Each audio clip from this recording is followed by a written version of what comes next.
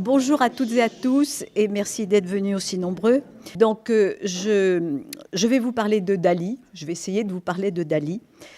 Et donc, voilà. Alors, on se pose la question, était-il un génie? Était-il un fou? Bon, son vrai nom, disons plus exactement ses 4 prénoms, Salvador, Domingo, Felipe, Jacinto, Dali, Domenech aussi, qui était le nom de famille de sa maman. Mais on l'a toujours appelé Salvador Dali. Ah, le voilà photographié dans les années 60, vraisemblablement, parce que, personnage original, enfin, on le voit souvent sous cet aspect, personnage original avec ses moustaches, ces moustaches qui imitaient un petit peu les moustaches qu'avait Velázquez quand il a peint les Ménines.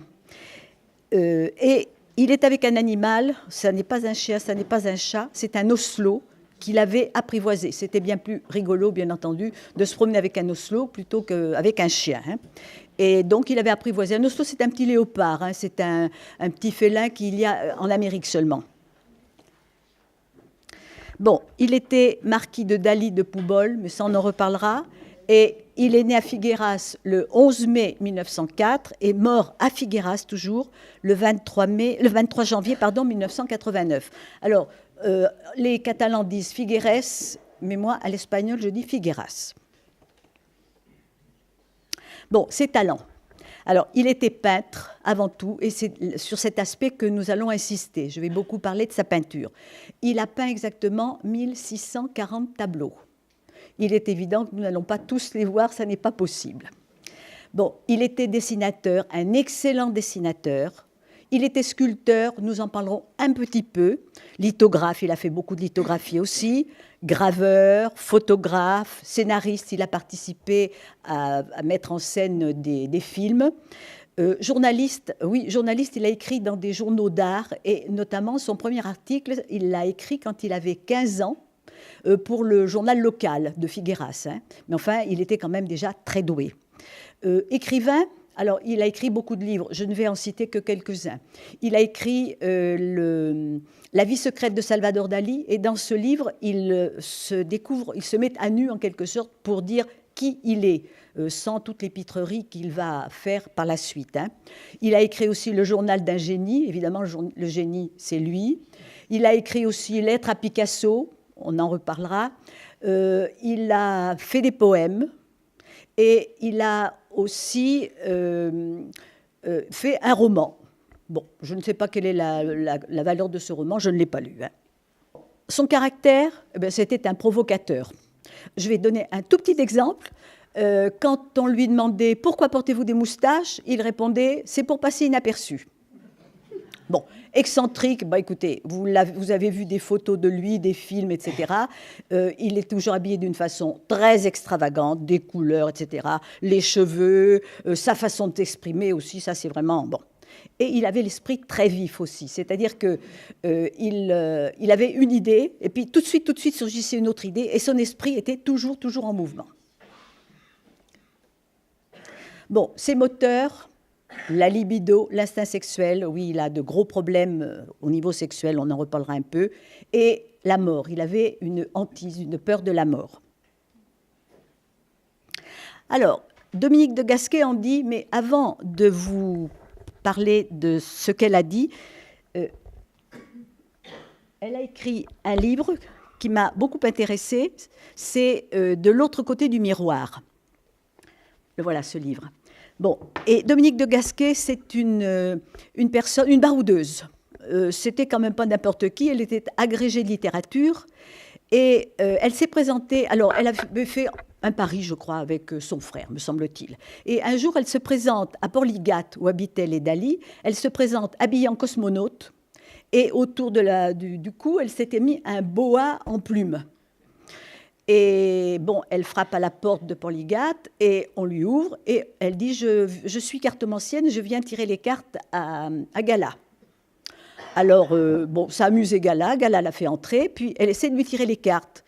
Et Gala, qui s'y connaissait beaucoup en cartes, elle avait un jeu de tarot à la main. Gala lui dit je vois bien que vous n'êtes pas du tout tireuse de cartes. Hein. Mais non, j'ai fait un pari, etc. Mais je voudrais vous connaître. Et elles ont sympathisé. Et le lendemain, Gala a invité Dominique de Gasquet à aller à Poubol. Et pendant 2 ans, ils se sont un peu fréquentés. Et puis ensuite, Dominique de Gasquet a fréquenté les serviteurs de Gala et de Dali. Elle les a fréquentés et elle les a beaucoup appréciés parce que c'était des gens très honnêtes et très gentils. Mais ce qu'elle dit, alors voilà qui était Dominique de Gasquet, et voilà ce qu'elle dit de Dali, parce qu'elle l'a connu lui aussi, mais enfin elle était amie avec Gala. Alors elle dit, il aura été un peu impressionniste au début, légèrement cubiste, plutôt surréaliste, ça c'est vrai, mais essentiellement classique. Voilà un petit peu, donc impressionniste, cubiste, surréaliste, mais essentiellement classique par sa reprise de sujets d'inspiration religieuse et ses obsessions, et on les verra, les obsessions, alors obsession pour la dentelière de Vermeer, l'Angélus de Millet, et les Ménines de Velázquez. Bon, elle ajoute, Dominique de Gasquet, la période surréaliste n'a été qu'une étape dans son œuvre, et l'anarchiste surréaliste qu'il était au départ s'est métamorphosé après une période moderniste, avant-gardiste, et il est devenu un peintre classique mystique. Bon, on va parler de son enfance. Ici, vous avez ce qu'on appelle le triangle dalinien. Alors, il est né à Figueras. Bon, la famille passait les vacances à Cadaqués. Et puis, on parlera après de Porligat et de Poubol. On le reverra. Hein. Bon, il est né dans une famille aisée. Son père était notaire. C'était un homme cultivé. Il était républicain, libéral, ce que n'était pas le fils plus tard. Et quelque chose qui est très important, Salvador est le deuxième d'une fratrie de 3 enfants. C'est-à-dire qu'avant lui, il y a eu un autre enfant, un garçon, qui est mort avant la naissance de Dali, et on leur a donné le même prénom, les mêmes prénoms. Et cela a profondément marqué Dali, parce qu'on l'a toujours comparé à son petit frère mort. Puis ensuite, il aura une sœur, 4 ans plus jeune, Anna Maria. On en reparlera parce qu'on la verra dans les peintures. Alors, très tôt, il manifeste une personnalité très originale. Oui, d'abord, au niveau de la sexualité, il était quand même, enfin du sexe, il ne savait pas s'il était un garçon ou une fille. Jusqu'à l'âge de 6 ans, il a cru qu'il était une fille. Bon, et puis, à l'âge de 6 ans, il voulait être cuisinière, pas cuisinier, hein, cuisinière. Ensuite, à l'âge de 7 ans, il voulait être Napoléon. Parce qu'il y avait une effigie de Napoléon dans le salon de ses parents. Bon. Mais l'entourage s'amusait beaucoup de ses excentricités. Il était capable de dire un peu n'importe quoi. Comme on dit, oh, cet enfant, il nous fait des sorties. Eh bien, il faisait des sorties absolument rigolotes pour la famille. Ça les amusait beaucoup. Le voici photographié là, à l'âge de 4 ans. Un enfant très, très mignon. Alors, pour montrer combien il était excentrique, voilà 2 petits exemples rigolos. Il avait domestiqué un grillon dans une cage minuscule qui était accrochée près d'une fenêtre. Une autre chose rigolote, il avait mis un miroir près de la fenêtre de sa chambre pour voir la mer sans se lever de son lit quand ils étaient à Cadaqués. Bon. Et puis, à 5 ans, ses parents l'emmènent au cimetière sur la tombe du petit frère mort, enfin du grand frère mort, et il apprend l'histoire de son frère aîné. Ses parents arrivent à lui dire finalement que lui, il a été l'enfant de remplacement. Et ceci aura toujours une grosse influence sur la façon de se construire. Bon, autre chose quand même que je dois dire, quand il va être adolescent, son père va toujours le mettre en garde en lui montrant des livres dans lesquels il y a des photos de personnes qui sont atteintes d'hommes qui sont atteints de maladies sexuellement transmissibles. D'où sa peur des femmes qu'il va avoir. Bon, voilà. Donc, vous voyez 2 choses quand même pour construire sa personnalité qui vont peser énormément. Alors, ils passent leurs vacances, la famille passe ses vacances à Cadaqués, et en face de Cadaqués, il y a le Cap Créus. Et le Cap Créus, c'est une côte qui est très, très découpée. Et cette côte va impressionné beaucoup Dali pendant toute sa vie. Et les rochers ont des formes un petit peu bizarres, des formes d'animaux quelquefois, même de personnes à la limite. Et les pêcheurs du coin ont donné à chacun de ces rochers un nom. Il y a la girafe, il y a le lion, etc., etc. Mais en face de Cadaqués, donc, Dali, enfant, voit cette côte et est très influencé par cette côte. Voilà, ça c'est une photo, hein, ça n'est pas une peinture, c'est une photo, vous voyez un petit peu un aspect du Cap Créus. Là, c'est un tableau qu'il peindra en 1923, Cadaqués depuis la tour du Cap Créus. Bon, le village, qui est un village typiquement espagnol, catalan, et puis, bon, ici, les monts, etc., la plaine, enfin bon. Et quand la famille Dali allait en vacances à Cadaqués, ils étaient très amis avec une autre famille qui s'appelait la famille Pichot. Alors, quelquefois, on trouve orthographié C-H-O-T, quelquefois avec un X, peu importe. Et dans cette famille, il y avait un peintre qui était impressionniste, un certain Ramon Pichot, c'est-à-dire Raymond Pichot, si vous voulez prononcer à la française. Et ce Ramon Pichot se rend compte que Dali, que l'enfant, est extrêmement doué pour la peinture et pour le dessin. Et donc, il conseille aux parents de lui faire prendre des cours à l'école municipale de Figueras. Donc, il va prendre ses cours. Et déjà, j'ai dit qu'il montrait des dons extraordinaires. Et en 1910, il peint son premier tableau qui s'intitule « Paysage ». Et voilà ce tableau. C'est extraordinaire de la part d'un enfant de 6 ans. Bon, on avance un peu dans le temps. À 14 ans, il admire le style pompier, c'est-à-dire un style très académique.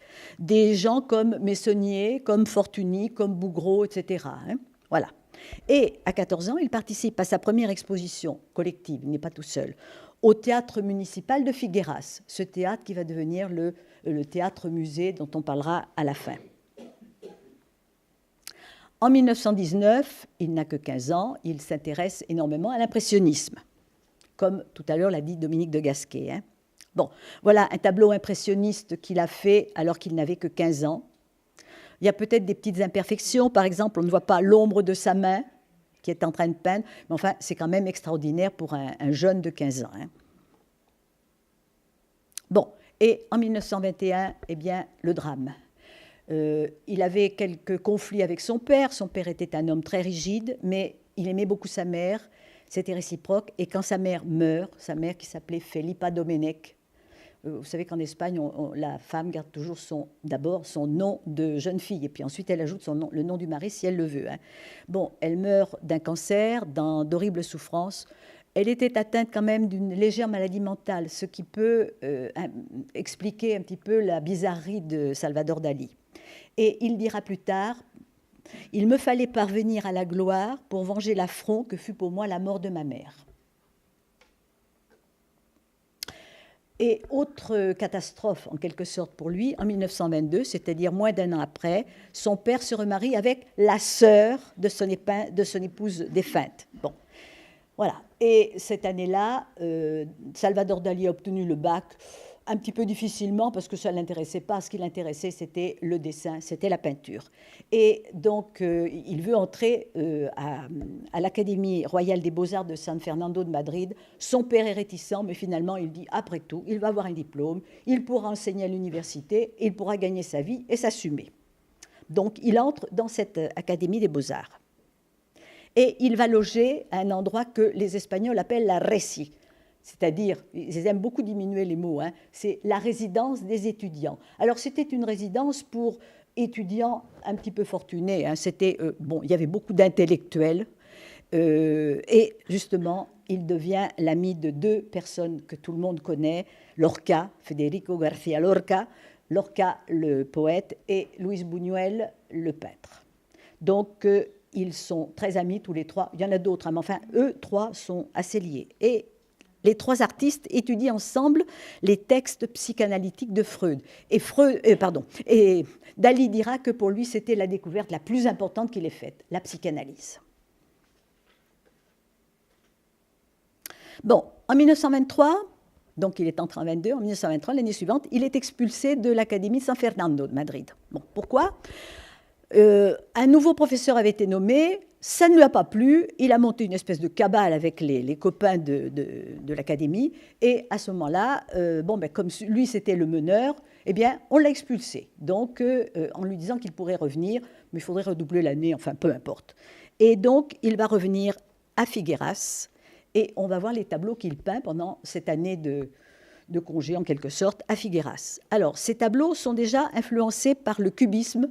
Ici, vous avez un autoportrait de lui. Vous voyez son visage ici qui apparaît au milieu.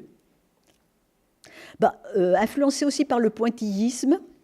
Alors, ce tableau, vous voyez, s'intitule « Baigneuse de la Costa Brava », mais c'est la même jeune fille qu'il représente ici, avec différentes postures. Je crois qu'elle est ici 24 fois. La barque qui représente toujours la mer, puisque Cadaqués au bord de la mer. Et cette jeune fille, vous voyez qu'elle a une tresse brune dans le dos, elle est un petit peu enveloppée, mais enfin, voilà. Influence du pointillisme. Et en 1924, il va aller en prison pendant un petit peu plus d'un mois. Alors, ce qui s'est passé, il y a eu une manifestation d'étudiants et un drapeau espagnol a été brûlé. Et évidemment, il est accusé. En réalité, ça n'était pas lui. Mais il est ravi d'aller en prison. D'abord, son séjour en prison va très bien se passer, mais surtout, quand il va sortir, il va être porté en triomphe et ça va lui faire de la publicité. Voilà. Et donc, il va revenir à l'académie et il va être à nouveau exclu en 1926. Alors, pourquoi ? Exactement en octobre 26, les professeurs veulent l'interroger sur le peintre Raphaël. Et il leur dit, mais il n'est pas question que vous m'interrogiez, j'en connais plus que vous sur Raphaël. Ça n'est pas la peine. Alors évidemment, là, exclusion définitive. Alors je reviens un petit peu en arrière, en 25, Lorca et Dali, Lorca, vous savez qu'il était homosexuel, Dali ne savait pas trop ce qu'il était. Lorca tombe follement amoureux de Dali. Alors, quelles ont été leurs relations ? On ne sait pas. Compte tenu de tout ce qu'a raconté Dali, des choses et leurs contraires, on ne sait pas exactement quelles ont été leurs relations. Certainement pas... Enfin, je ne sais pas, on ne sait pas. De toute façon, il y a des choses dont je ne veux pas trop parler. De toute façon, c'est eux qui le savent, enfin, qui l'ont su. Mais bon. Et donc, il est encore élève à l'Académie des Beaux-Arts et il fait une première exposition personnelle dans une galerie de Barcelone. Et il expose 17 tableaux et qui ont du succès, qui sont très bien vus. Cette galerie s'appelle la galerie Dalmau à Barcelone. Alors, on va en voir quelques tableaux.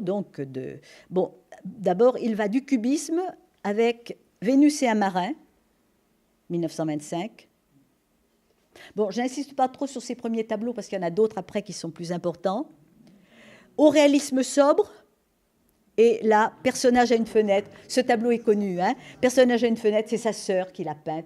Et beaucoup de ces personnages sont peints de dos. Et puis, on voit au fond le Cap Creus et puis la mer. Un autre tableau encore de sa sœur, Anna Maria, jeune fille de dos. Donc, un tableau très réaliste lui aussi. Et puis, il est encore à l'école, ça doit être... Enfin, à l'école, à l'Académie des Beaux-Arts, ça doit être... c'est en avril 26 qu'il va à Paris pour la première fois. Et il va évidemment visiter le Louvre, voir les tableaux de Léonard de Vinci, etc. Il est emballé. Mais surtout, c'est là qu'il a son premier contact avec Picasso. Alors, Picasso est plus âgé que lui. Picasso avait 23 ans de plus. Ah, le voilà, photographié à Paris. On voit bien qu'on est à Paris, étant donné qu'avec les affiches Gaîté Montmartre, etc., etc. Alors, c'est Juan Miró, qui connaissait Dali, puisqu'ils étaient catalans tous les deux, et qui introduit Dali auprès de Picasso. Alors, Dali arrive avec un petit tableau qu'il a peint, la fille de Figueras, un petit tableau, mais qui est un beau tableau. Il le montre à Picasso, et Picasso le regarde longuement, ne dit rien, aucune réaction. Après, il lui dit, nous allons visiter mon atelier. Donc, Dali visite l'atelier de Picasso. Évidemment, il trouve qu'il y a de très belles toiles. Il ne dit rien. Il lui remet la monnaie de sa pièce, en quelque sorte. Bon, alors, on va quand même se demander quelles seront par la suite les relations entre Picasso et Dali. Eh bien, ils s'admirent mutuellement. D'ailleurs, le seul artiste contemporain auquel Dali reconnaît du génie, c'est Picasso. Et Picasso reconnaît que Dali a du talent. Mais ils sont de tendances politiques très opposées. Picasso a d'abord été anarchiste, puis ensuite il est entré au Parti communiste, alors que Dali était plutôt de droite. On parlera un petit peu de ses relations avec Franco. Hein. Bon, alors je vais avancer un petit peu dans le temps.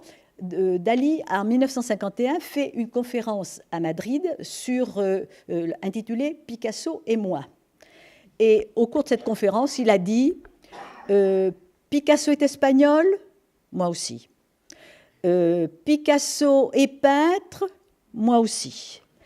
Picasso est un génie, moi aussi. Picasso est communiste, moi non plus. Voilà, exactement. Donc, tendance politique opposée.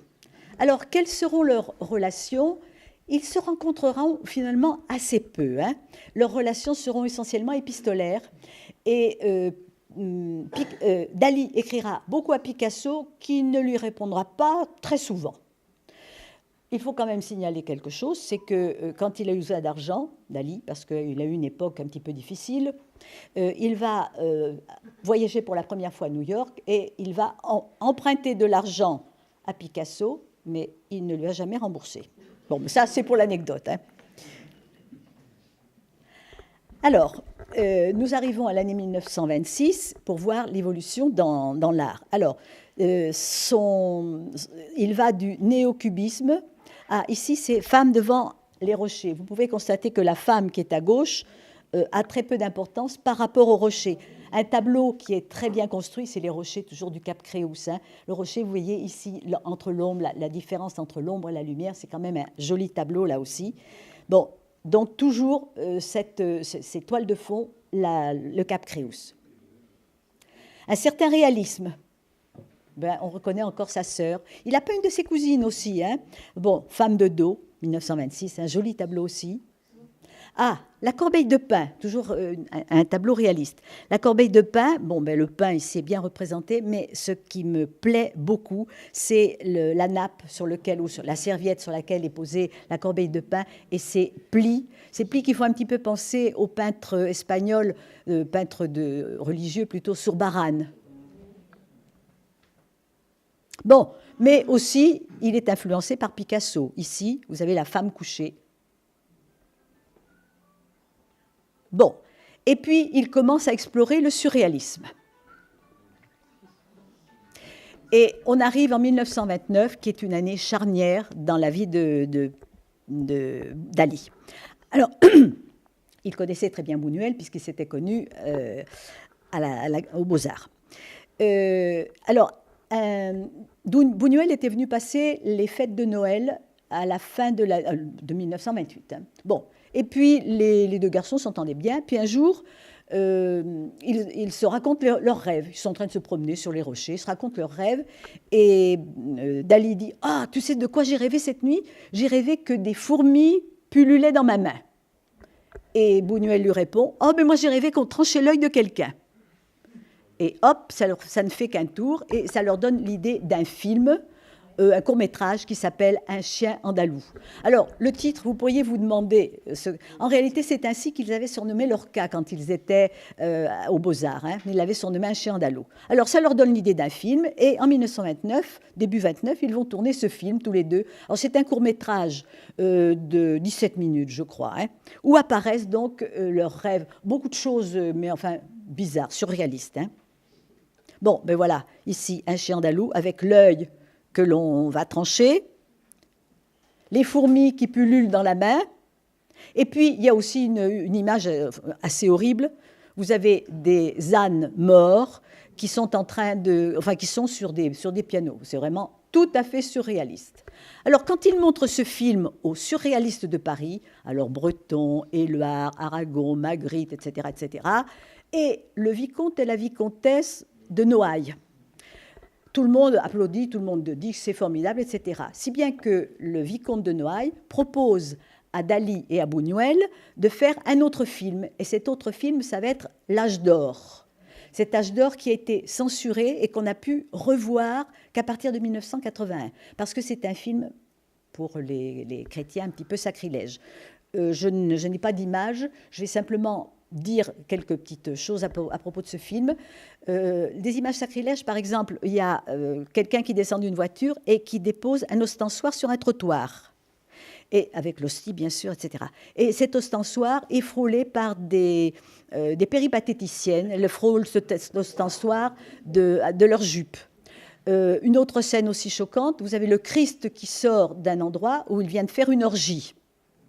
Alors tout ça, Dali quand même n'a pas supporté. Si bien que très rapidement, il s'est retiré de la réalisation de ce film et il s'est brouillé définitivement avec Buñuel.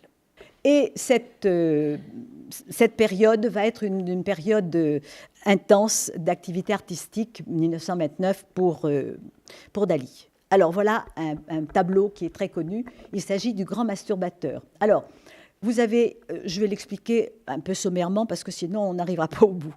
Alors, vous avez ici le profil d'un personnage et ce personnage a le nez sur le sol. Ce personnage pourrait être l'image de Dali. Ça pourrait être aussi l'image une partie des rochers du Cap Créus. Et ce personnage dort et il rêve. Et il fait un rêve érotique. Vous avez une femme qui a un grand désir, je ne vous dis pas lequel, vous le voyez bien sûr. La fleur ici dressée fait penser au désir de cette femme, mais l'homme se refuse. Il a gardé son caleçon. Excusez-moi de parler de ces choses-là, mais c'est comme ça. Hein. Il a gardé son caleçon et finalement, c'est un peu l'image de tout ce que ressentait Dali. Hein. Des désirs, certes, mais impuissance. Voilà. Autre chose aussi, vous avez ici un homme qui tient dans ses bras une femme morte. Et là, c'est l'image de son père qui tient dans ses bras la maman décédée. Bon, on a dans ce tableau finalement toutes les souffrances de Dali, la souffrance de son impuissance en quelque sorte, la souffrance, son angoisse de la mort, la souffrance de la mort de sa maman. Un autre tableau aussi qui s'intitule Le jeu lugubre. Alors, souvent, les tableaux des surréalistes n'ont rien à voir, le titre n'a rien à voir avec ce que l'on voit. Hein. Bon, Dali apparaît ici. Sa main est plus grosse que nature pour montrer à quoi il se livrait. Et il se voile les yeux pour ne pas penser à ce qu'il faisait. Je ne vous parle pas de quoi penser au titre. Bon, on voit encore ici le même profil qu'on a vu tout à l'heure. Pour montrer le masculin, mais ici il y a des chapeaux d'hommes. Il y a, je ne les vois pas très bien d'où je suis, mais enfin, il y a des escargots qui sont des animaux hermaphrodites. Et puis, là, quelque chose qui a beaucoup choqué les surréalistes, eh bien, vous avez un personnage ici qui a les caleçons, souillés. Et puis, un autre personnage ici qui tient dans la main quelque chose d'ensanglanté, et c'est l'image de l'émasculation. Alors tout ça représente la souffrance de Dali, la souffrance de la personne qu'il était. Et en 1929 a lieu la rencontre décisive, c'est-à-dire la rencontre avec Gala. Et voilà.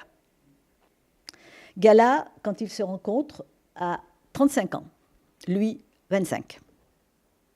Alors, Gala était d'origine russe, enfin était née en Russie. Elle était née, on croit, le 7 septembre 1894. Son vrai nom, Elena Delouvina Diakonova. En gros, c'est à peu près son nom, hein, parce que quelquefois, ça varie. Bon, elle est morte, elle est morte à Port-Ligat, on en reparlera tout à l'heure, le 10 juin 1982. Alors, qui était-elle? Elle avait épousé Paul Éluard en 1912. Ils ont une fille, Cécile Éluard. C'était d'ailleurs pas leur nom, c'était Grindel, leur vrai nom. Hein. Bon, Gala, bien, elle est la muse, une des muses des surréalistes, de Magritte, de Breton, d'Aragon, de Tzara.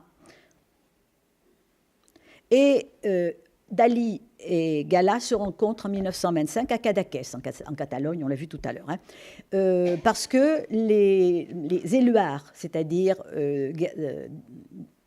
Gala, Paul Éluard et leur fille sont venus passer quelques jours à Cadaqués. Il y avait Magritte aussi qui était là, enfin bref, bon. Et Dali est complètement subjugué par Gala, si bien qu'il se met à rire, mais il a des fous rires complètement hystériques quand il la regarde. Enfin, il a une attitude de fou. Et puis, au bout d'un certain temps, ils vont se promener sur les rochers et il n'en peut plus, il continue à rire, etc. Et il déclare sa flamme à Gala. Et Gala, elle aussi, est fascinée par Dali. Et elle lui dira... Mon petit, nous n'allons plus nous quitter. Effectivement, elle va rester avec Dali et Éluard et sa fille vont repartir à Paris. Et dès lors, fin 29, début 30, eh bien, Dali rejoint officiellement les surréalistes, qu'il intègre vraiment dans le mouvement et l'intègre aussi parce que Dali, évidemment, le fait de vivre avec Gala fait que ça n'est pas très apprécié par le père de Dali, la tante qui est devenue sa belle-mère et sa sœur aussi, ils ne sont pas du tout d'accord avec ce genre de vie. Donc comme ils rejettent les racines familiales, ben, c'était quelque chose qui était cher aux surréalistes. Bon, alors, ils ne se sont pas brouillés. Hein. Ici, vous avez 2 ans plus tard, Dali avec Gala, et puis ici, vous avez Éluard avec sa nouvelle compagne, Nuche. Bon, alors, Gala et Dali vont se marier civilement en 1934. Et un petit détail amusant, c'est que Éluard sera leur témoin. Ça ne sort pas de la famille. Et ils se marieront religieusement beaucoup plus tard, en 1958. Bon, alors, quels ont été les rôles de Gala dans la vie de Dali? Bien, elle a été sa compagne. D'abord sa compagne, ensuite son épouse, puisqu'ils se sont mariés, et sa muse. Il dira, un petit peu plus tard, « J'aime Gala plus que mon père, plus que ma mère, plus que Picasso et même plus que l'argent. » Bon, d'ailleurs, il l'aime tellement, il est vraiment follement amoureux. Je pense que c'est la seule femme qu'il ait vraiment connue. Il l'aime tellement qu'il signera même des tableaux du nom de Gala, ou quelquefois Dali Gala ou Gala Dali. Hein. Bon. Dali était très timide et sa timidité faisait qu'il avait des comportements très bizarres. Hein. Mais Gala saura lui apprendre à avoir confiance en lui et à se libérer de ses peurs enfantines quant à la sexualité, parce que ça, c'était vraiment son problème. Voilà, un tableau qu'il peint un petit peu plus tard, le spectre du sex-appeal. Alors, ici, vous avez... Dali, enfant, qui regarde un personnage bizarre qui est une femme, mais une femme qui se maintient ici. Vous avez des parties molles, des parties dures, et les parties molles sont soutenues par des béquilles. Bon, il y a toujours eu chez Dali la différence entre le mou et le dur. Et il y a toujours en arrière-plan, évidemment, les rochers du Cap Créus. Mais tout ça, c'est pour bien montrer son problème vis-à-vis de la sexualité. Hein. Bon, et grâce à Gala, eh bien, Dali est complètement désinhibé. Alors là, bon. Et un tableau qui sera exposé à Paris à la fin 1929 montre vraiment qu'il est désinhibé. Voici le tableau. En réalité, c'est un dessin. Ce dessin, c'est le Sacré-Cœur que vous avez ici, Sacré-Cœur de Jésus. Et à l'intérieur de ce dessin, il a écrit « Parfois, je crache par plaisir sur le portrait de ma mère ». Alors, ce qui est quand même très surprenant, parce qu'on savait qu'il aimait beaucoup sa mère. Mais en réalité, il fallait qu'il se démarque de ça. Son père ne voit pas l'exposition, mais ça lui est répété. Et évidemment, il est mis dehors de la famille. Rupture familiale. Bon, et en 1930, eh bien, il n'a pas d'endroit pour loger, c'est bien qu'il a acheté une modeste maison de pêcheur à Port-Légat, qui se trouve juste à côté, on le reverra tout à l'heure, juste à côté de Cadaqués. Hein. Il achète une modeste maison de pêcheur. Il paraît que c'était une maison qui faisait 4 mètres carrés simplement. Il n'y avait ni eau, ni électricité. Et des gens qui vont avoir après un statut, enfin un niveau de vie absolument extraordinaire, eh bien, Gala se fait à cela, parce que bon, c'est ainsi. Et Dali va régler ses comptes avec son père dans un tableau qu'il peindra un petit peu plus tard, en 1933. Et ce tableau s'intitule « L'énigme de Guillaume Tell ». Alors, on voit quand même l'obsession de Dali avec cette jambe qui vous fait penser à la forme phallique de la jambe droite. Hein. Bon, et je vais lire ce qu'il disait lui-même de son tableau. Guillaume Tell, c'est mon père, et moi, le petit enfant qu'il tient dans ses bras. Au lieu d'une pomme, il tient une côtelette crue sur la tête. Il veut manger. Et à côté du pied, une toute petite noix contient un tout petit enfant qui est l'image de ma femme, Gala. Et il est tout le temps menacé par ce pied, car si le pied bouge un tout petit peu, il peut écraser la noix. Voilà exactement l'explication qu'il a donnée. Je préférais que ce soit lui qui donne l'explication de ce tableau. Donc, l'énigme de Guillaume Tell. Bon, et en 1930, donc, comme il a intégré les surréalistes, il crée sa méthode paranoïaque critique. Alors, c'est lui qui va en donner la définition. C'est une méthode spontanée de connaissance irrationnelle basée sur l'association et l'interprétation critique des phénomènes délirants. Très simple.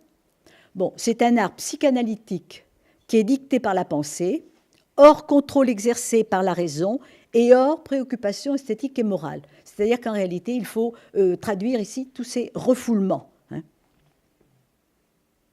Bon. Ah oui, alors...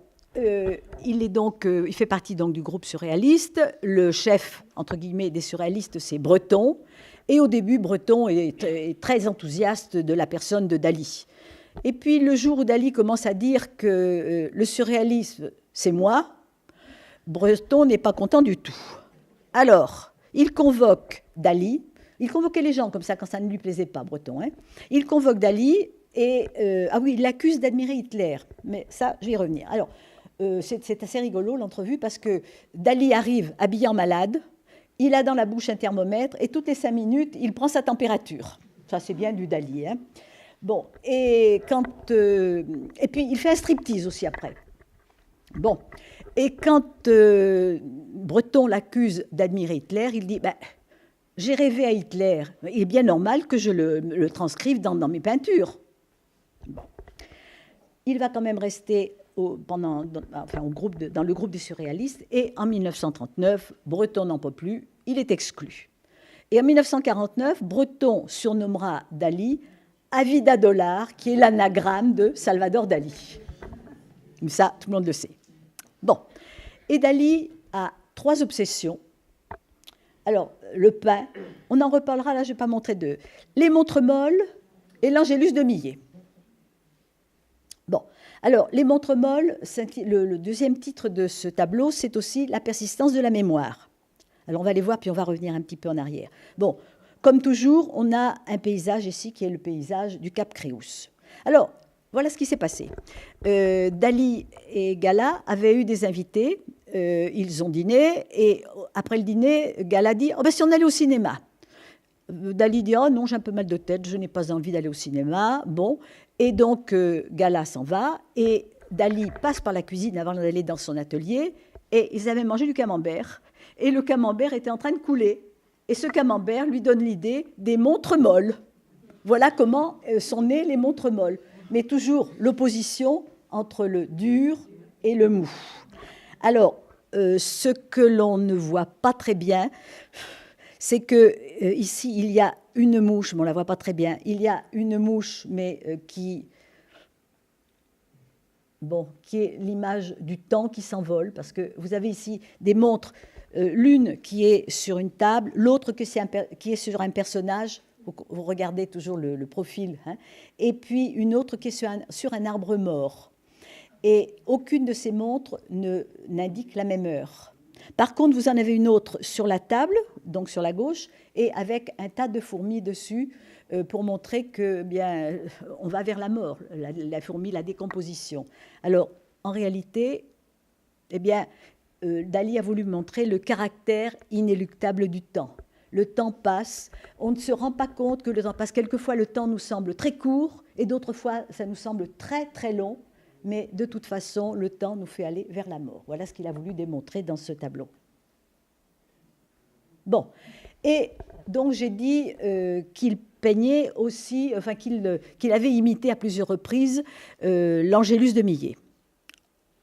Alors là, bon, il y a différentes interprétations, mais celle-ci, Atavisme du crépuscule. Alors vous avez deux personnages qui ont l'attitude des personnages de l'Angélus de Millet, mais ici vous avez un homme qui porte sur la tête, c'est un paysan, qui porte sur la tête une brouette avec un sac, c'est mou, et il paraît, enfin, l'interprétation qu'on a donnée Dali, ce serait que l'homme aurait une érection.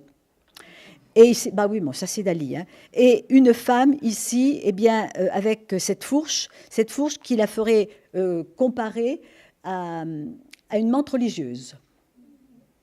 Vous savez ce que fait la menthe religieuse. Bon, d'autres fois, alors dans d'autres tableaux, il a montré l'homme et la femme face à face, qui sont, pour nous, l'Angélus de Millet, sont en train de prier parce que c'est l'Angélus. Hein.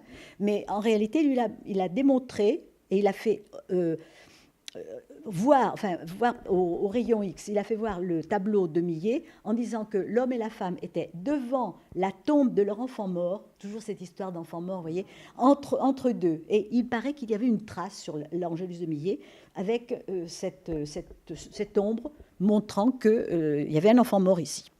Bon, enfin, ça fait partie de ses obsessions. Et puis, il se consacre à l'étude d'un thème particulier. Là, je ne vais montrer qu'un exemple, les images doubles. Et voici un tableau qui s'intitule « Énigme sans fin ». Alors, que voyez-vous ? Ben, il y a une foule de choses à voir dans ce tableau. Bon, on voit ici, on a l'impression, un visage. On voit ici des montagnes, mais bon.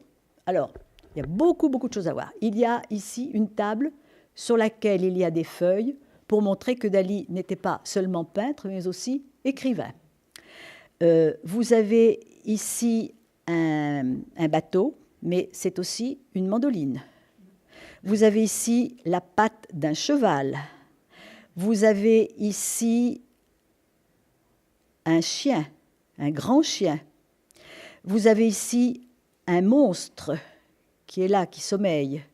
Vous avez évidemment les rochers du Cap Créus. Il y a ici, curieusement, la tête de Gala qui apparaît.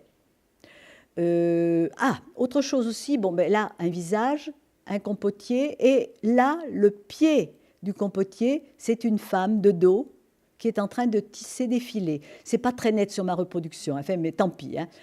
Ici, vous avez un visage, le nez et la bouche et le menton, mais en réalité, c'est, regardez, la tête de la femme, ici, le dos, la taille, et là, elle est assise en train de tisser des filets. Voilà, donc un tableau très complexe, là aussi, avec ces images doubles dont il était friand. Bon, et en 1933, eh bien, il fait la connaissance d'un galériste à Paris, mais il est galériste à New York.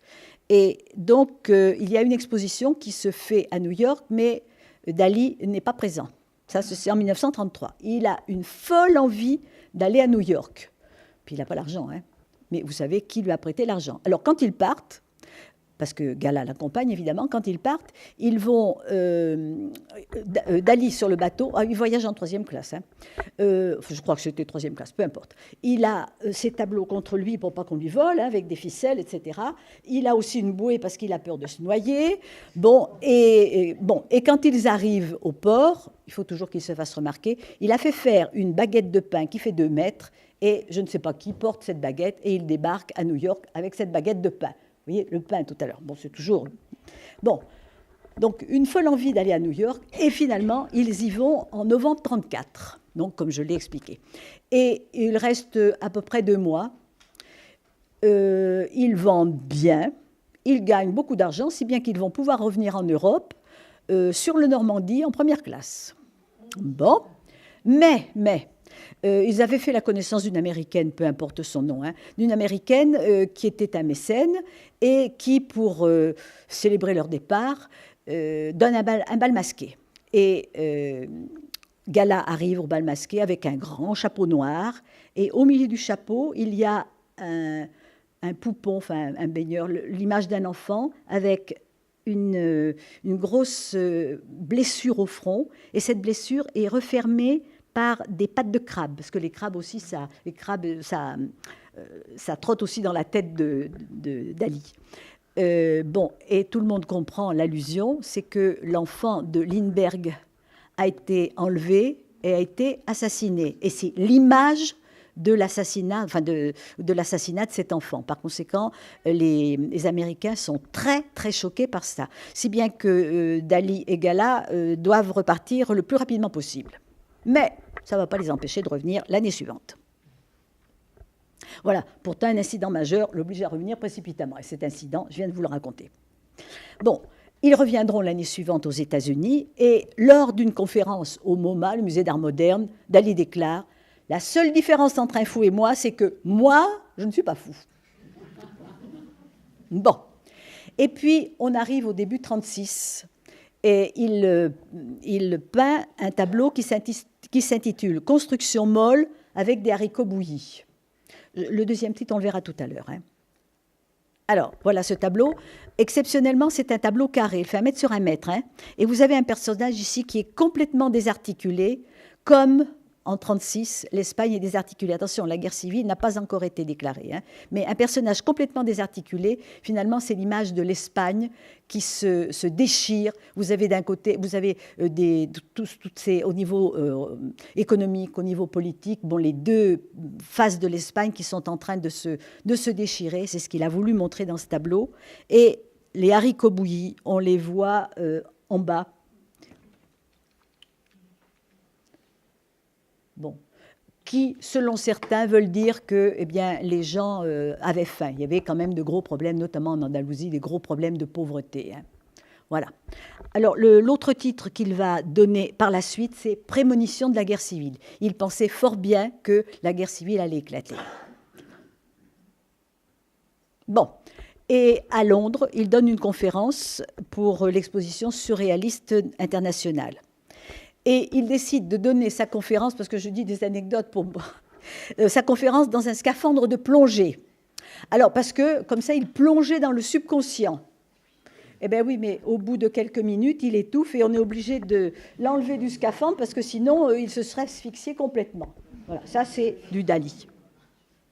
Bon, et pendant son séjour à Londres, eh bien, il apprend le déclenchement de la guerre civile, juillet 1936, exactement le 18 juillet 1936.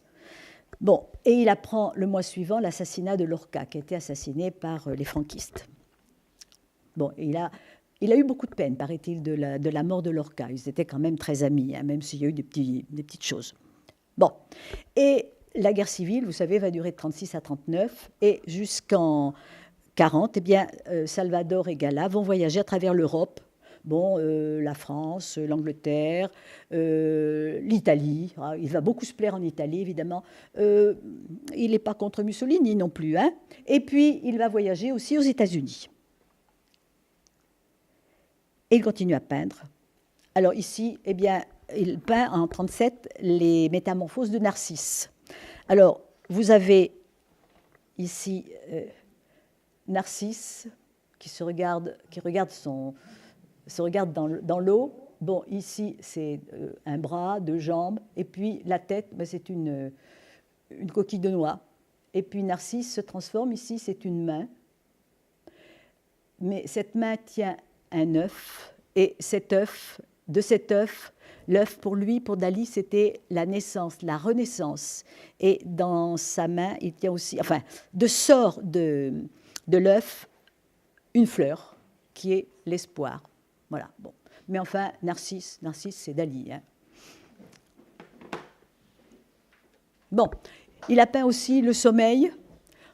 Ce sont des exemples hein, parmi tout ce qu'il a peint, bien sûr. Bon, vous avez ici un visage, le corps est inexistant, et un visage qui est tenu par des béquilles. Les béquilles soutiennent toujours quelque chose de mou. Et puis, il a voulu donner l'impression que si on enlevait ses béquilles, le visage tomberait. Hein, de même que nous, quand nous dormons et que tout d'un coup nous nous réveillons en sursaut parce qu'on a l'impression qu'on manque une marche, par exemple, hein, eh bien, ça fait un effet extraordinaire. Et c'est ce qui se passerait si l'on enlevait les béquilles qui soutiennent ce visage. En 1938, il y a aussi une exposition internationale du surréalisme à Paris et Dali réalise non pas une peinture, mais un taxi pluvieux. Alors voilà la photo de ce taxi. Alors dans le taxi, il y a un mannequin. Ce mannequin a une robe et sur cette robe est peint l'Angélus de Millet, comme toujours. Bon, l'eau tombe sur ce mannequin. Il y a des feuilles de salade et il a aussi mis des escargots qui se baladent à l'intérieur de ce taxi. Bon, ça c'est vraiment l'originalité. Bon, en 1939, il peint l'énigme d'Hitler. Alors, il l'a peint après les accords de Munich. Les Alliés et Hitler se sont beaucoup téléphonés à ce moment-là. Et là, vous avez le téléphone et puis toujours la pince de crabe que l'on voit dans beaucoup de tableaux de Dali. Ici, c'est un tableau qui est très sombre. Hein. Ici, vous avez toujours les rochers du Cap Créus. Et là, ça, c'est le parapluie de Chamberlain.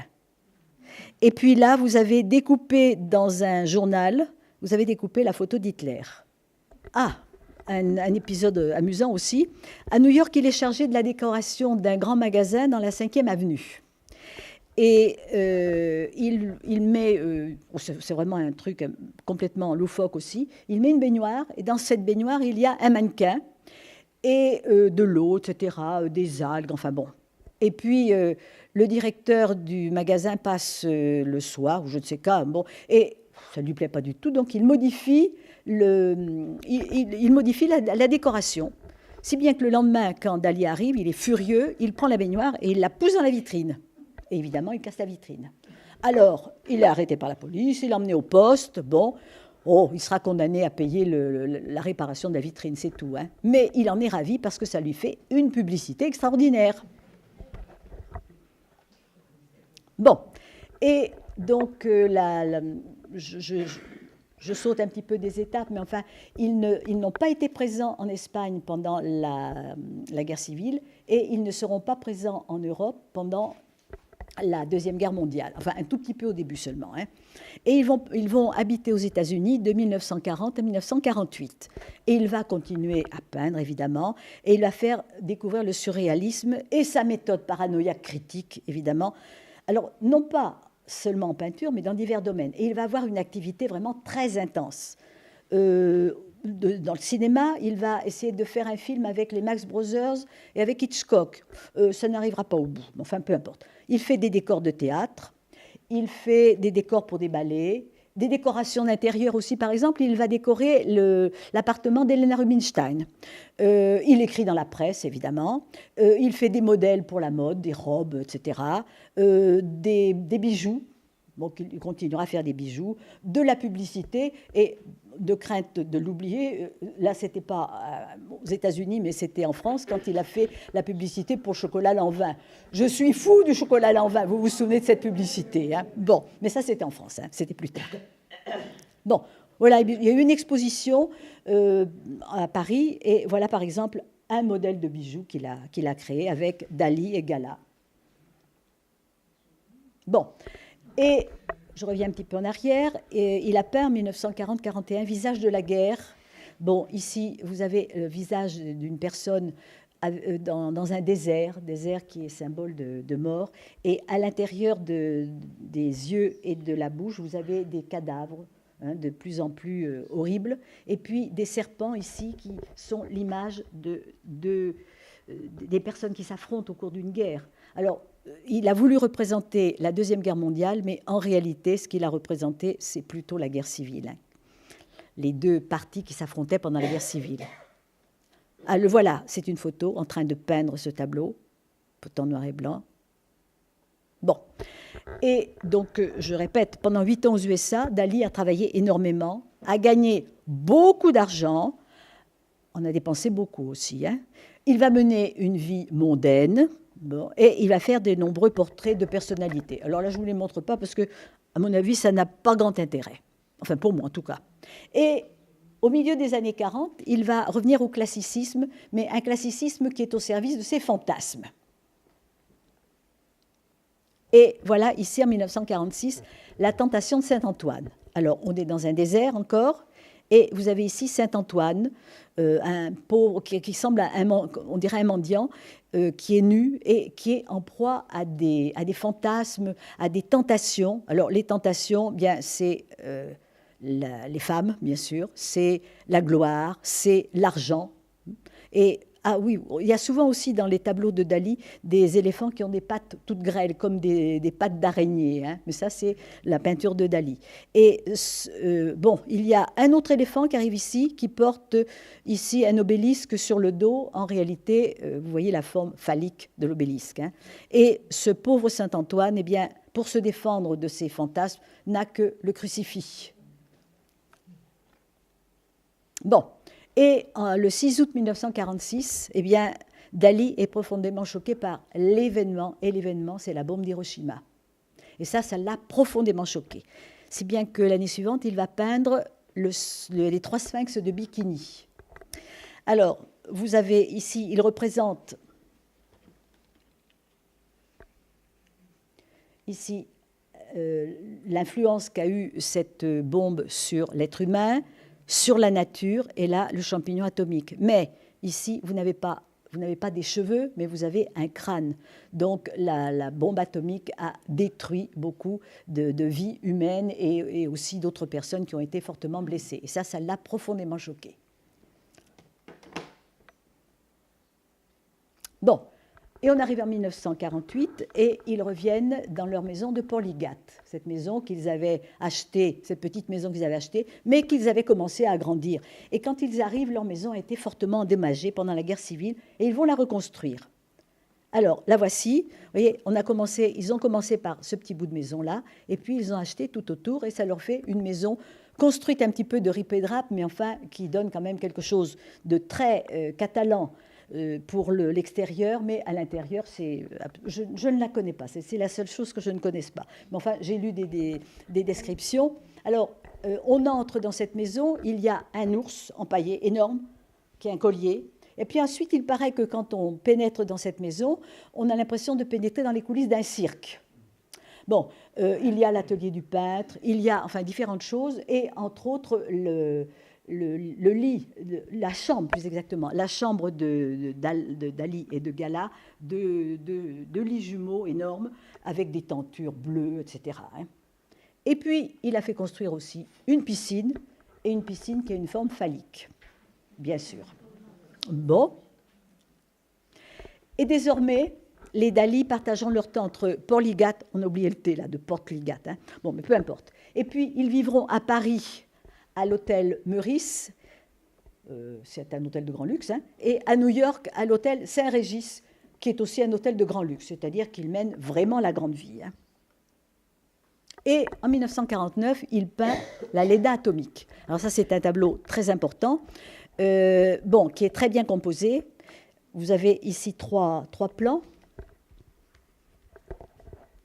Le ciel, la mer, et puis ici, le sol. Bon, il paraît que pour faire ce tableau, il s'est fait aider d'un mathématicien qui s'y connaissait énormément sur le nombre d'or. Et la personne ici, je vais en reparler, est inscrite dans un pentagone. Bon, alors, la Léda atomique, pourquoi atomique? Eh bien, parce que la bombe atomique avait éclaté il n'y avait pas longtemps. Et Léda, vous reconnaissez ici le visage de Gala, bien entendu. Et Léda, c'était la femme du roi de Sparte qui avait été séduite par le cygne. C'était Zeus qui s'était déguisé en cygne. Alors, ici, vous avez Léda, eh bien, en réalité, c'est Gala. Et puis, le cygne, ici, eh bien, c'est Dali, c'est-à-dire que Dali, c'est Zeus. Bon. Et puis, ce que vous pouvez constater, c'est que les personnages sont... Enfin, tout est en lévitation. Les personnages... Gala et le cygne ne se touchent pas. Et puis, ici, tout est en lévitation. Là, il y a un livre pour montrer qu'il s'agit d'un rapport avec la mythologie. Qu'est-ce qu'il y a encore? Ici, le A, qui serait ici pour montrer qu'il a respecté les codes de la peinture, et A aussi, référence à atomique. Et puis là, je crois que c'est là, parce que ma reproduction n'est pas très bonne, il y a un œuf. Et vous savez que l'œuf a beaucoup d'importance. L'œuf, c'est la Renaissance. Léda, de son union avec Zeus, enfin, oui, avec le cygne, a pondu 2 œufs. Il y en a, dans un, il y avait Pollux et... enfin, Pollux dans un et Hélène, Pollux et Hélène, et dans l'autre, Castor et Clytemnestre, je crois. Hein, voilà. Et il disait toujours de Gala qu'elle était son jumeau, parce que grâce à elle, il avait pu naître, il avait pu devenir quelqu'un. Voilà. Alors, à peu près à la même époque, il peint la Madone de Polygate. Alors, cette Madone de Polygate, eh bien, c'est encore le visage de Gala, et tout, c'est pareil, tout est en lévitation. Et pourquoi y a-t-il des morceaux comme ça? Eh bien, c'est une allusion à la bombe atomique qui a tout fait éclater. Bon, et en 1949, il ne doute de rien, il est reçu par le pape Pie XII, à qui il offre une petite version de ce tableau, parce qu'il en a peint plusieurs versions, mais il se gardera bien de dire au pape que Gala est divine, évidemment. Et il peint un tableau, je pense que c'est mon tableau préféré, le Christ de Saint-Jean de la Croix. Il est vraiment magnifique. Vous avez ici le Christ crucifié, mais on ne voit pas du tout les signes de la crucifixion. On ne voit pas les clous. On ne voit pas la couronne d'épines. On ne voit pas de sang. Bon, le Christ est éclairé, sa tête est la partie la plus importante. Il est très humain. Et vous voyez aussi ce qu'a voulu représenter Dali. Ici, un triangle qui représente la Sainte Trinité, c'est-à-dire le Père, le Fils et le Saint-Esprit. Voilà le symbole de ce tableau. Hein. Bon, j'en dis pas plus. Bon, mais évidemment, là, vous avez, comme toujours, hein, Polygate, vous avez la mer, etc. Hein. Et Dali continue avec son délire érotico-mystique. Il approfondit son mysticisme par le délire érotique. Et il peindra successivement, alors là, vous regardez, je ne commande pas. Jeune vierge sodomisée par les cornes de sa propre chasteté. Oui. Bon. Et puis, il est fasciné par le célèbre tableau de Vermeer, qui est La Dentelière. Ça, c'est le tableau de Vermeer. Hein. Il en fait sa version, qui ressemble beaucoup, mais il va en faire aussi sa version paranoïaque critique. Voilà. Et il transforme donc ce tableau parce qu'il considère que la dentelière est une corne de rhinocéros. Pourquoi corne de rhinocéros? Parce qu'il paraît que quand on gratte la corne de rhinocéros, la poussière enfin, ce qu'on trouve, eh bien, c'est aphrodisiaque. Bon. Oui, absolument, absolument. Bon, alors il considère que la dentelière est une corne de rhinocéros car elles sont toutes deux composées des mêmes courbes logarithmiques. Dali Dixit. Bon, en décembre 1955, il va faire sur ce thème-là, la dentelière et la corne de rhinocéros, il va faire une conférence à la Sorbonne. Et quand il arrive dans une Rolls-Royce. Alors j'ai lu qu'elle était noire, j'ai lu qu'elle était noire et jaune, noire et rouge, peu importe. Et cette Rolls-Royce est pleine de choux-fleurs. Et pourquoi des choux-fleurs? Bien, il va les distribuer en guise d'autographe. Et il va développer, donc, la dentelière, c'est la corne de rhinocéros. Bon, voilà un très beau tableau aussi, la Seine. Hein, la Seine, avec, bon, ça se passe au matin, dans le tableau. Bon, le personnage principal, évidemment, c'est le Christ, et il est entouré de ses 12 apôtres, dont on ne voit pas les visages. Alors, quel est Judas au milieu de des apôtres? On ne sait pas. Il y a sur la table un verre qui est un verre moderne, un verre de vin. Il y a du pain. toujours les rochers de Porligat, bon, et un personnage ici qui semble protéger ici la Seine. Et à partir de 1958 jusqu'en 67 environ, il va consacrer sa peinture à des toiles à caractère historique. 1958-59, la découverte de l'Amérique par Christophe Colomb. Alors, je vais l'expliquer rapidement aussi. Bon, sur un étendard, ici, vous avez Gala, évidemment, et qui est enveloppé dans un drapé qui va aller ici jusqu'au personnage qui baisse la tête et qui porte une croix, et ce personnage, c'est Dali. Évidemment, une union entre Gala et Dali. Bon, vous avez des croix pour bien montrer qu'on vient là pour évangéliser. Et puis ici, vous avez un jeune personnage qui représente la jeunesse de l'Amérique. Et puis, bon, je ne vais pas tout expliquer, mais ici, vous avez des lances qui font penser aux lances de la peinture de Velázquez, la reddition de Breda, parce qu'il s'inspirait aussi beaucoup de Velázquez. Hein.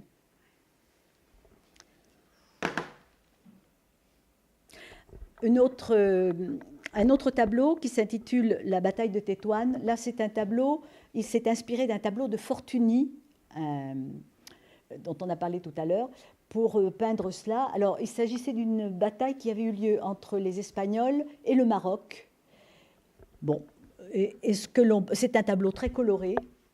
Et on voit à la tête des troupes mortes, on peut voir, je ne vois pas très bien ici, on peut voir la tête de Gala et la tête de Dali. Ils sont là, bon, je ne les vois pas très bien où je suis. Un autre tableau aussi, très important, la pêche au thon. Quand il était enfant, son père racontait la pêche au thon, justement en mer, avec le combat des hommes contre les thons, qui étaient des poissons absolument énormes. Et on voit beaucoup de sang, des nus, on voit des personnages qui luttent contre les thons. Et, entre-temps, il a déclaré que la gare de Perpignan était le centre du monde. Alors, en réalité, c'était un gros coup de pub. Hein. Bon, et c'était aussi un endroit important parce que c'est de là que partaient ces tableaux pour aller à l'étranger, des tableaux qu'il vendait. Hein. Donc, un endroit important pour lui. Alors, dans ce tableau, il a fait un tableau qui s'intitule « La gare de Perpignan », on va le voir tout à l'heure. Il a voulu exploiter la notion de mise en relief par le principe de la stéréoscopie, vous savez ce que c'est, et l'holographie. Alors, l'holographie pour restituer une image en 3 dimensions qui est révélatrice de la 4e dimension, c'est-à-dire du temps et de l'immortalité. Alors, voilà ce tableau. Ce tableau, eh bien, représente c'est un tableau, vraiment c'est les couleurs, hein, un tableau qui représente ici Dali à deux exemplaires. Vous avez ici l'arrière d'un wagon, puisque la gare de Perpignan. Vous avez ici Gala qui est en train de contempler la Seine. Et puis vous avez un tableau très bien composé aussi. Et vous avez ici l'Angélus de Millet, tel qu'on le connaît. Mais vous avez, là c'est la vertu en quelque sorte, mais derrière, vous avez le vice. Il y a ici le paysan qui porte une brouette, mais avec quelque chose de mou dessus. Et là, je vous laisse deviner ce qui se passe. Voilà. Bon, donc là, c'est la vertu au premier plan et le vice au deuxième plan. Bon, et en 1965, il fait la connaissance d'Amanda Lear. Alors là, c'est amusant. Il se trouvait dans un restaurant avec une bande de jeunes, de hippies, etc. Il aimait bien des gens un petit peu bizarres. Et il leur avait tous donné un surnom. Il y en avait un qui l'avait surnommé Louis XIV, par exemple. Enfin bon. Et Amanda Lear, qui faisait des études d'art, mais qui était aussi mannequin, arrive avec une bande de jeunes. Et Dali est subjugué par cette jeune fille qui est très mince, très exubérante, etc. Et il l'invite, elle et ses compagnons, à s'ajouter à leur table. Donc, tout le monde s'installe. Et puis, comme Dali est subjugué par cette jeune fille très mince, ils ont une grosse différence d'âge. Hein. Elle a 19 ans, il a 60. Bon. Et le lendemain, il lui téléphone, etc., etc. Et puis, il parle à Gala de cette jeune fille parce que vraiment, il a été subjugué, enfin bref. Si bien qu'elle va aller, quand il sera polygate, quelquefois même à l'étranger, elle va aller vivre avec lui.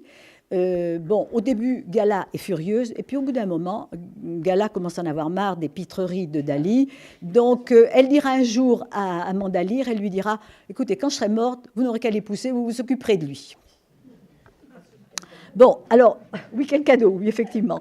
Et la voilà, ici, Amanda Lear, c'est un tableau, c'est un dessin qu'a fait Dali, elle est très mignonne, là. Bon, et puis on arrive aux dernières années de Dali, dernières années de peinture. La technique paranoïaque critique atteint son apogée avec un tableau ici, qui s'appelle le torero hallucinogène. Alors pourquoi hallucinogène? Parce que c'était l'époque où on parlait des drogues hallucinogènes, de la drogue tout simplement. Hein. Bon, mais là c'est pareil, il y a des images doubles. Alors, ce que l'on peut voir, bon ben, torero, donc qui dit torero dit arène. Voilà, ici les arènes. Ah oui, c'est pas que Dali était fou de corrida, mais quand il allait à la corrida, il prenait toujours des bonnes places, non pas pour regarder la corrida, mais pour être vu, bien sûr. Alors, il a voulu représenter ici la Vénus de Milo, qu'il avait peinte déjà. Hein. Il a voulu la représenter. Elle est représentée à je ne sais combien d'exemplaires. Hein. Bon. Là, vous avez encore Dali, petit garçon, qui est en train de regarder. Hein. Et bon, cette Vénus de Milo, en réalité ici, vous avez le visage du toréador. Alors, ici, vous avez son nez, c'est le sein gauche de la Vénus. Ici, la taille, c'est la bouche, et là, vous avez le menton. Ici, le chapeau du toréador, et là, la cravate du toréador. Et puis, là, le taureau, on le devine plus qu'on ne le voit, ça dépend des reproductions. Hein. Et puis, ce qui brille ici, eh bien, c'est le sang qui jaillit du taureau, le taureau qui vient d'être tué. Et dès que le taureau est tué, arrivent les mouches. Voilà. Mais c'est un tableau qui est vraiment pas mal. Hein. Bon. Ensuite, eh bien, un tableau que vous connaissez parce que là, c'est Dali de dos, peignant Gala de dos. C'est un tableau qui se trouve au musée-théâtre de Figueras. Et il a pris le miroir comme procédé pour ce tableau. Et un des derniers tableaux, c'est La Perle, et tout le monde reconnaît la petite infante des Ménines de Velázquez. Vous avez ici, elle est bien reproduite, c'est elle avec sa robe, etc., mais on n'a pas mis un visage. Ici, c'est une allusion au surréalisme. Les surréalismes prenaient une perle ici pour représenter le visage. Bon, je vous ai dit tout à l'heure que Gala commençait à être fatigué de Dali, si bien qu'il lui achète un château. Et il lui achète un château dans un village qui se trouve plus au sud, à Púbol. Regardez. Alors, on va bien voir maintenant les endroits. Voilà. Il est né à Figueras, il passait ses étés à Cadaqués, il a acheté une maison à Porligat, en face du Cap Créus, et il achète un château à Púbol. Et voilà, on a ici le triangle dalinien. Hein. Alors, c'était un château, je ne me rappelle plus s'il était du Moyen-Âge ou du XVe siècle, enfin peu importe, il était bien abîmé et il va le retaper, mais le restaurer d'une très très belle façon. Le voilà, l'extérieur. Bon, c'est vraiment très très beau. Hein. On l'avait visité avec l'UTL. Oui, oui, ça avait été très très agréable. Hein. Bon, ici, ben, on va voir quelques salles, hein. Mais il y en a plusieurs bien sûr. Ici, c'est la salle des blasons, avec au fond un trône sur lequel Dali répondait aux journalistes qui l'interviewaient. Oui, toujours la modestie. Là, c'est la salle du piano. Là, c'est une chambre bon, avec un lit pour y loger 4 ou 5. Et tous les plafonds ont été décorés par Dali. Hein. Il a fait c'était un gros travailleur quand même. Hein. Et puis là, c'est la chambre de Gala.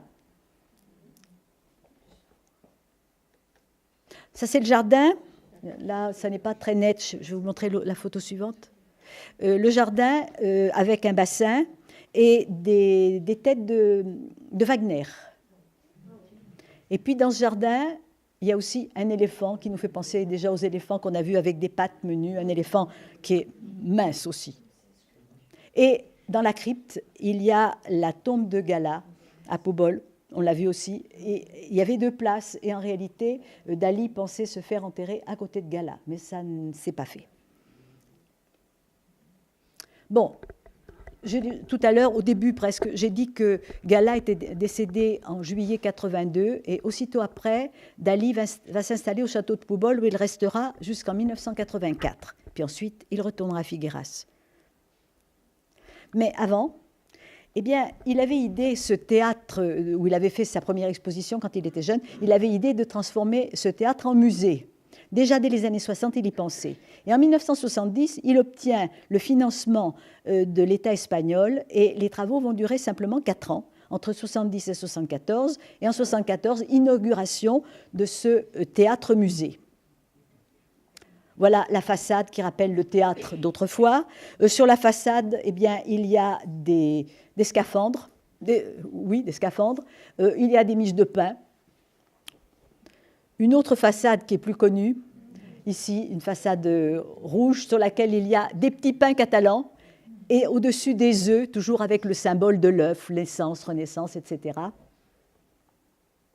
Ici, une tour qui est la tour Galatée, ça vient de Gala, hein, et une coupole en verre que vous voyez ici à gauche. Alors, on pénètre dans ce musée, c'est plutôt un musée maintenant. Il y a évidemment la voiture, le taxi pluvieux. Hein. C'est là que se trouvait l'orchestre du théâtre autrefois. Hein. Bon, on pénètre un petit peu plus et on arrive dans où il y avait la scène. On voit au-dessus la coupole en verre, et puis différents tableaux, différents objets. Et bon, alors il y a un tas de salles avec beaucoup de tableaux de différents peintres, des peintres pompiers. Il y a un tableau du Gréco, etc., etc. Enfin, différentes choses. C'est vraiment très important. C'est le 2e musée le plus visité en Espagne après le Prado. Et là, il avait fait un tableau qui s'intitulait le portrait de Mae West. Mae West, c'était une actrice américaine. Alors, il avait fait un tableau, mais là, il a fait un montage en 3D. Alors, ici, si on regarde de face, vous avez un sofa qui représente la bouche, une cheminée qui représente le nez, et ici des tableaux qui représentent les yeux. Et là, eh bien, vous avez un drapé, enfin, qui représente les cheveux, comme un rideau de scène, hein, qui représente les cheveux. Alors, selon comment on regarde, on voit le visage, ou alors on voit tout à fait le montage si on se met de côté. Bon, je vous ai dit que Dali, après la mort de Gala, est allé au château de Pobol. Il était déjà en très mauvais état. Et il avait des infirmières qui s'occupaient de lui, donc il les appelait sans arrêt, avec une poire électrique qui, sans doute, à force de l'agiter, ne fonctionnait pas bien. Et il a mis le feu à son lit. Et il a été profondément brûlé. C'est la version officielle. On ne sait pas trop. Hein. Bon. Et il est transporté, évidemment, pas le premier jour, parce qu'il ne voulait pas, et il souffrait pourtant énormément, et il est transporté à l'hôpital, puis ensuite, il va s'installer eh bien, dans son cher théâtre-musée, exactement dans la tour Galatée. Donc, il s'installe ici, où il va rester jusqu'à son décès en 89. Et il décède le 23 janvier 1989, et on l'enterre, entre guillemets, parce qu'il est sous une pierre tombale, sous ici cette pierre qui est là, voilà. À son enterrement, le roi et la reine d'Espagne qui lui avaient rendu visite 2 fois. Une fois à Porligat et une autre fois quelques semaines avant sa mort dans la tour Galatée. Il y aura, à ces obsèques, ce sera un enterrement tout à fait normal, hein, pas du tout surréaliste. Il y aura le ministre de la Culture que vous avez connu, que vous connaissez, c'est Georges Semprún. Hein. Semprún. Enfin, moi je le prononce à l'espagnol, hein, sans prince si vous voulez. Bon, et donc voilà, ça tombe, et voilà la pierre tombale. Salvador Dali Domenech, Marquès de Dali de Pujol, c'est-à-dire marquis de Dali de Pujol. Je parlerai tout à l'heure de son marquisat. Hein. Bon, ces dates, 1904-1989. Bon, voilà. Donc, on a beaucoup parlé de Dali peintre, mais un peu moins de Dali sculpteur. Et pourtant, il a fait beaucoup de sculptures. Voici une sculpture de... Je vais en présenter 3 simplement, parce que sinon, on n'en aurait pas fini. Hein. Voici ici, en 1933, buste de femme rétroactif. Alors, il a pris une marotte de modiste. Bon, la personne ici, la dame, a un collier, mais c'est des épis de maïs. Ben, pour montrer que la vie, ça ne dure pas tout le temps, ici, il y a des fourmis. Je ferais mieux de le montrer avec ça. Il y a des fourmis qui galopent sur son front pour montrer que ben, on est mortel. Un pain, toujours l'obsession du pain, un pain sur sa tête. Ah, quelque chose que j'ai oublié de vous dire aussi tout à l'heure, je crois que je ne l'ai pas dit, sur la façade rouge du théâtre-musée, il y a des petits pains catalans. Je ne me rappelle plus si je l'ai dit. Je l'ai dit, bon, ça va. Et sur ce pain, il y a un encrier avec ses personnages favoris, c'est-à-dire les personnages de l'Angélus de Millet. Et puis, il y a un pinceau et un porte-plume parce qu'il était peintre et écrivain. Bon, voilà. Une autre sculpture, eh bien, il a peint la Vénus à tiroir. Tiroir, ben, ça fait partie de notre inconscient, de notre personnalité. Hein. On est à tiroir parce qu'on a on présente différents aspects. Et bon, je ne montre que ça. Hein. Et là, c'est un rhinocéros, très occupé par les rhinocéros, qui est habillé en dentelle. Cette sculpture se trouve dans un village à côté de Marbella. Je n'ai pas retenu le nom, peu importe. Hein. Et puis, il y a une multitude de... On a mis etc. parce que... Bon, voilà. Alors, quand même, quelques petits aspects, et je vais bientôt terminer. Dali et les sciences, il s'intéressait de très près aux sciences. On pouvait croire qu'un personnage aussi farfelu s'en moquait complètement. Eh bien non, il prenait ça très au sérieux. Et il retranscrivait cela dans ses œuvres. Il s'intéressait au nombre d'or, aux divines proportions, à l'ADN, à l'atome, etc. etc. Hein. Et Dali a quand même été comblé d'honneurs lors de son vivant. En 1964, il reçoit la Grande Croix d'Isabelle la Catholique. C'est la plus haute distinction qui est donnée en Espagne. Et elle est remise par Franco. Ils se sont rencontrés souvent. Il était, je ne vais pas dire qu'il était ami avec Franco, mais enfin, bon, il n'était pas trop mal avec lui. Par exemple, il a fait le portrait équestre d'une petite fille de Franco, l'aînée de ses petites filles, en 1974. Ce qui veut dire quand même qu'il était très bien avec la famille Franco. Hein. Il a été élu à l'Académie française des beaux-arts en 1979. Certains d'entre vous vont sans doute se rappeler l'exposition qui a eu lieu à Beaubourg en 1979, une exposition magistrale. Il y en a eu une autre après en 2012-2013. Hein.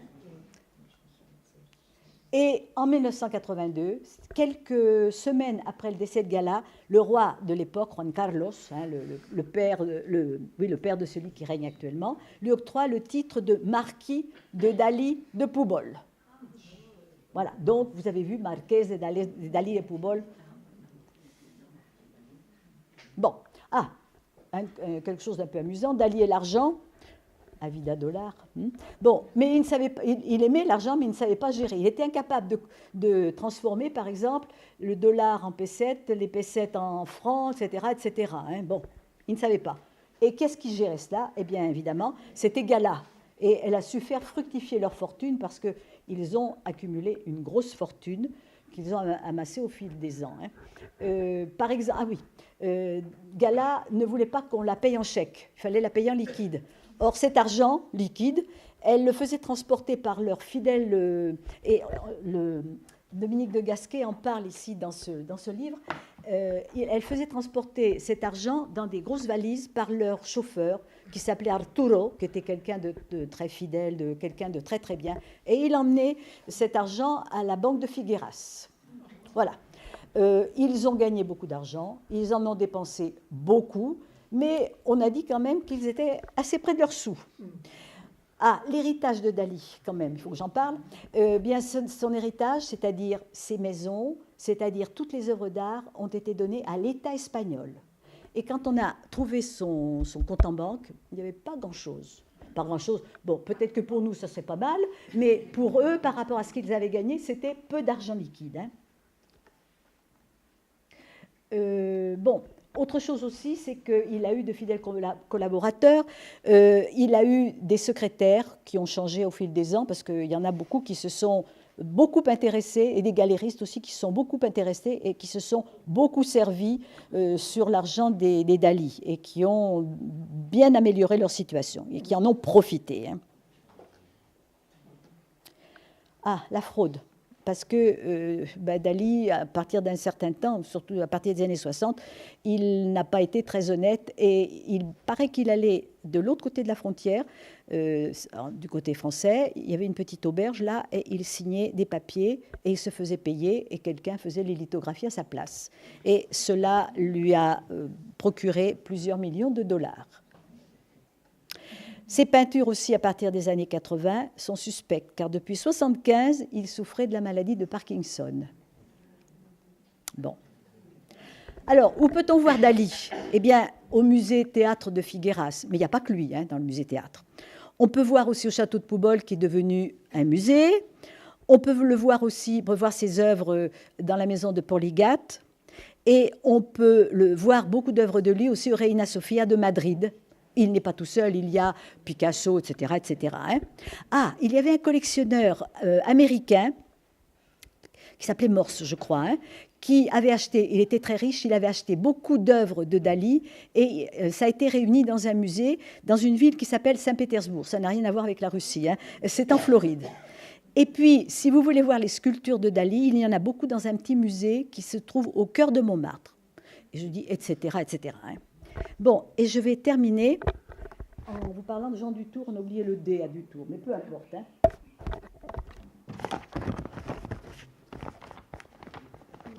Il faut vraiment que je retranscrive... Pardon. Il faut que je retranscrive les paroles de Jean Dutour, T-O-U-R-D, hein, de l'Académie française. Tout le monde a entendu parler de lui. Il a dit « Salvador Dali était très intelligent, avait compris que le talent, ou le génie, était une baraque foraine. Pour attirer les clients, il faut bonimenter, faire des pitreries et des cabrioles sur une estrade, ce en quoi Dali, dès ses débuts, excella. Il considérait qu'il était le plus grand peintre du XXe siècle, c'est-à-dire un artiste classique ayant eu la maladresse de tomber dans une basse époque de son art. » Donc, parole de Jean Dutour. Alors, Dali, un génie, un fou. Merci de votre attention.